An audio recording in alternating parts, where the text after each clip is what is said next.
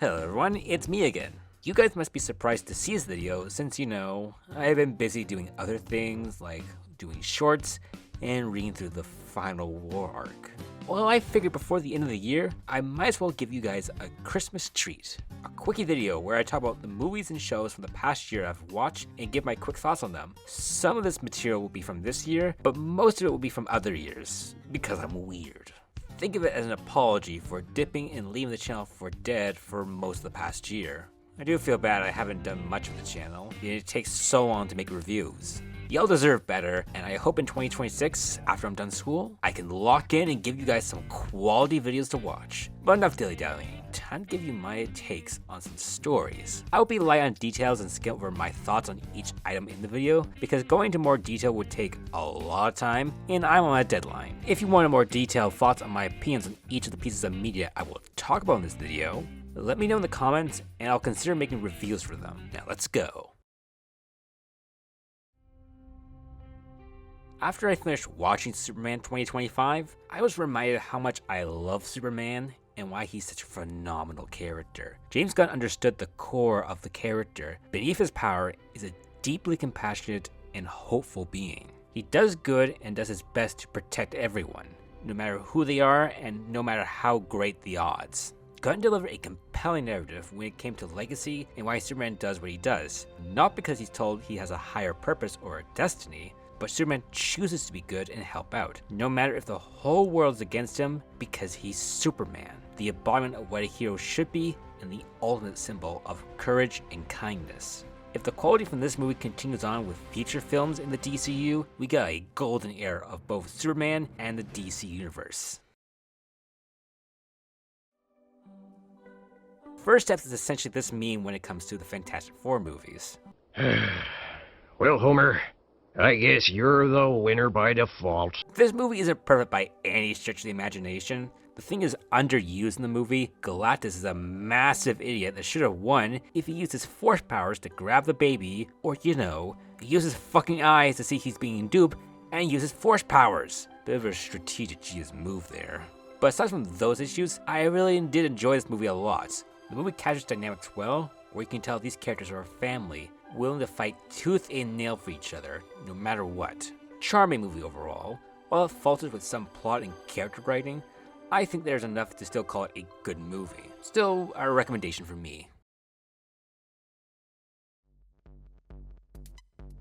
Weapons is a movie that I didn't know what I was getting into. I didn't see any of the trailers or clips from the movie, only saw posters and what people were saying about it. This movie is a thrilling mystery, as the story focuses on multiple different perspectives from different characters, all orbiting the main drive of the movie. What happened to those 19 kids that went missing?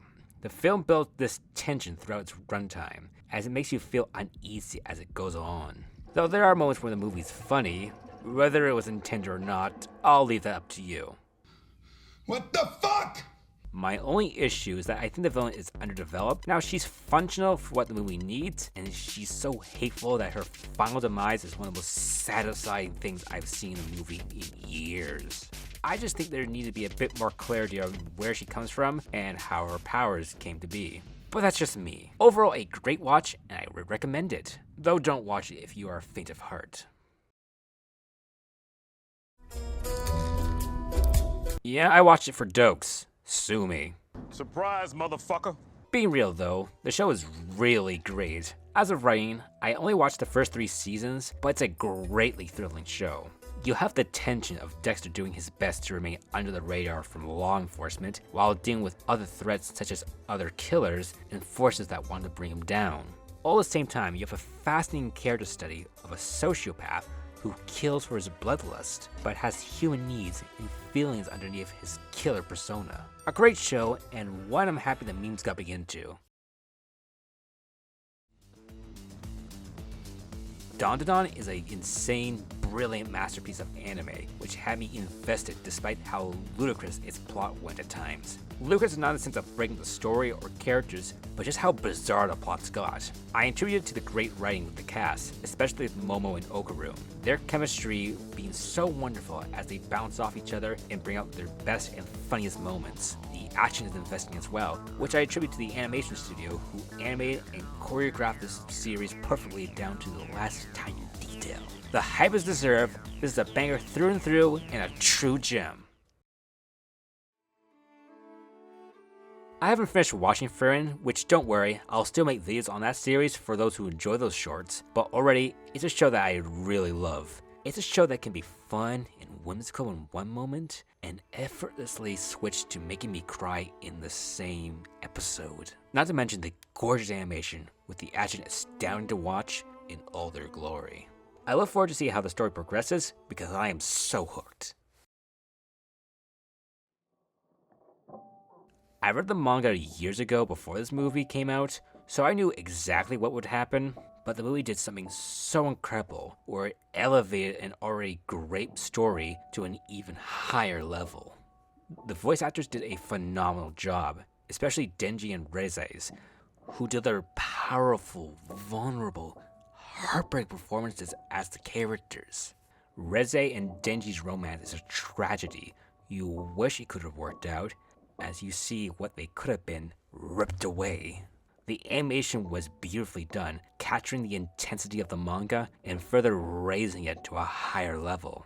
Some of the best work MAPPA has ever produced, and I hope we get the same level of commitment for whatever they do next with Chainsaw Man. No, I didn't put it here because I sent for my girl Jeanette, though I still do that regardless. I smell adventure! The game is incredibly fun. I actually tried to learn how to get good at the game. I played most of the casts, and they feel all incredibly different, which forces you to actually try to learn their movesets and not just button mash. Well, at least I tried to do that, but I'm still bad at the game. I'm still having fun though, and I look forward to playing it more. Overall, a 10 out of 10 game, with another 10 points because of my girl Jeanette. A fun beam up from a few years ago, it's a colorful, over-the-top, and badass game. Characters and world are fun and goofy, while the game is also challenging at times, where you have to lock in and be on the edge of your seat as you try to fight off the bosses you take on. My only problem with the game is that I got on PC, and they didn't tell me how to use the PC controls. This version feels like a port of the console version, but it didn't bother to change the instructions to the game to show me how to do anything. It took me a few minutes to learn how to hit, but overall, a fantastic game.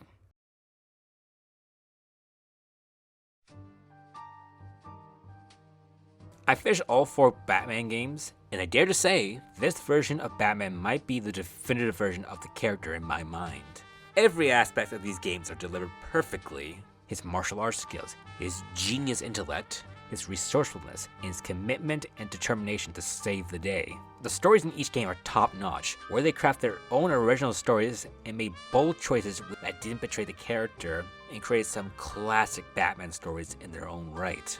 You can tell this game was made by people who love Batman, unlike a certain other game. Yeah, go play these games and pretend like nothing ever happened after Arkham Knight. Lastly, do you want an example of a game that needed more sequels and spin-offs because how awesome and genius the concept is, and how great the execution is? Look no further than Simpsons Hit and Run. GTA and The Simpsons combined? Absolute genius move.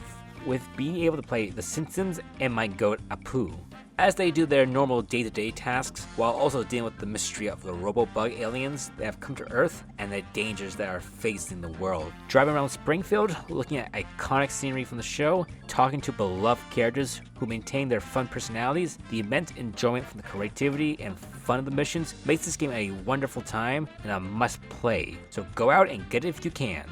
This game needed a sequel, but we'll never get it, because we can't have nice things. Despite not enjoying as much media this year compared to other years, I was greatly enthralled and moved by what I experienced this year. I hope I explained myself properly and illustrate why these games, movies, and shows had an impact on me the way they did. Hopefully I convinced you guys to give them a try and gain the same experience that I had playing with them. Thank you all for watching. If you enjoyed this video, like and subscribe, it helps out the channel greatly. I would appreciate it very much to help turn this passion of mine into a career path. Now I have to go. I have a college semester to slay and a final arc to review. Till then, ta-ta!